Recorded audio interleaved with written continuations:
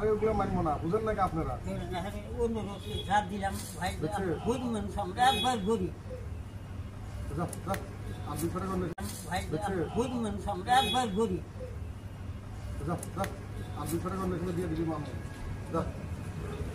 মাল 5,500 টাকা নিয়ে হয়। যি সময়ত অসম আৰক্ষী তথা ডক্টৰ হিমন্ত বিশ্ব শৰ্মা ডাঙৰীয়াই যেতিয়া স্বচ্ছ আৰু নিকাৰ কথা কৈ ফুৰে, ঠিক সেই সময়তে অসম আৰক্ষী বা গৃহ বিভাগৰ নাক কাণ কাটি ধুবুৰী জিলাৰ নয়াহাট উপ আৰক্ষী চকীৰ এজন কনিষ্টেবল বীৰেন্দ্ৰ বৰ্মন নামৰ কনিষ্টেবলজনে তেখেতে মুকলিভাৱে 2 নম্বৰী কাঠৰ গাড়ীৰ পৰা মুকলিভাৱে টকা সংগ্ৰহ কৰাৰ এটা ভিডিঅ' ইতিমধ্যে সামাজিক মাধ্যমত ভাইৰেল হৈ পৰিছে। আৰু সেই ভিডিঅ'টোত স্পষ্টকৈ কোৱা হৈছে যে যিজন 2 নম্বৰী কৰা ব্যক্তি, সেই ব্যক্তিজনে কিছু কম পইচা বা কিমান পইচা দিব বিচাৰিছিলে, কিন্তু সেই আৰক্ষীজনে তেতিয়া কৈছে যে ডাঙৰ ছাৰকে 5,000 টকা দিব লাগে। গতিকে সেই ডাঙৰ ছাৰ, এতিয়া প্ৰশ্ন হয় সেই ডাঙৰ ছাৰজন কোন?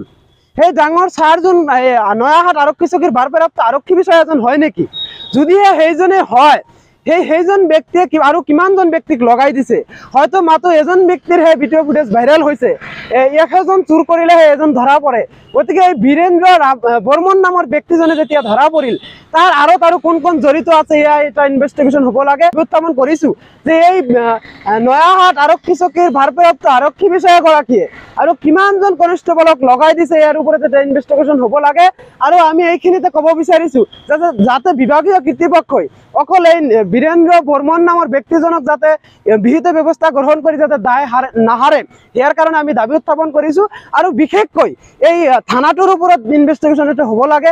আৰু এই আপোনাৰ যিজন আৰক্ষী বিষয়া, ভাৰপ্ৰাপ্ত আৰক্ষী বিষয়া, তেখেতৰ ওপৰত বিশেষকৈ তেখেতৰ সম্পত্তিৰ ওপৰত এটা ইনভেষ্টিগেশ্যন হ'ব লাগে। কাৰণ আমি জানিব পৰা মতে তেখেতৰ চাকৰিৰ পৰা যিখিনি ধন সংগ্ৰহ কৰিবলৈ পায়, তাতকৈ অধিক ধনৰ মালিক হ'বলৈ সক্ষম হৈছে। গতিকে তেখেতৰ ওপৰত এটা ইনভেষ্টিগেশ্যন হ'ব লাগে বুলি আমি দাবী উত্থাপন কৰিছোঁ। এটা অসমীয়াত এটা কথা আছে যে 100 গৰু মাৰিলে এদিন বাঘৰো মৰণ হয়। এই কথাটোই প্ৰফুল্লিত হৈছে যে নয়াহাট আৰক্ষী চকীৰ ভাৰপ্ৰাপ্ত আৰক্ষী বিষয়াগৰাকীৰ ওপৰত যেতিয়া বহুত অভিযোগ আছিলে, ঠিক সেই সময়ত আমিও অভিযোগ উত্থাপন কৰিছিলোঁ যে এই আৰক্ষীগৰাকীয়ে বহু ক্ষেত্ৰত 2 নম্বৰী কামত তেখেতে ধন সংগ্ৰহ কৰে।